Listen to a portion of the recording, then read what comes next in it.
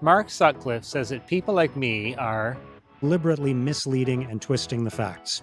someone's definitely twisting the facts. And it comes down to 3 points. You decide who. Here's Mark talking about cost. The cost of this project to taxpayers is not $419 million or $500 million, as some people have been saying. The city report says the cost is $419 million. Actually, we should include $19 million for parking.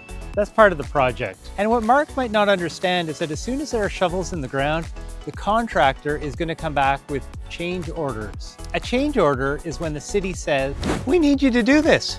And the contractor says, that's not in the contract. But we need it done. That's going to cost you extra.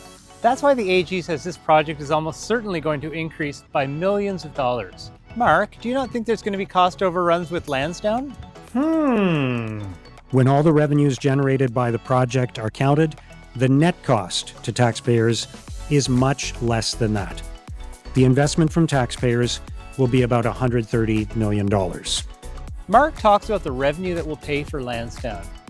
He's counting on partnership profits of almost $411 million for half of those revenues. But we've seen this story before. Lansdowne 1.0 promised $94 million in profits for taxpayers. We got nothing. 2.0 promises $411 million in profits. We've been burned once before. At least this time in the city report, they're admitting that those partnership profits could be as little as $0. Let's be honest, we're hoping that new revenues will offset the cost of construction. But if they don't, taxpayers are on the hook. They're saying the city will pay the entire cost of construction and that we're taking money away from other priorities. Mark, tell me what comes first, the Lansdowne debt or the Lansdowne revenue? We'll take out debt in 2030 and then hope that there will be offsetting revenues in the 40 years that follow. We could take out that debt and spend it on anything, including the 179 projects that I mentioned previously.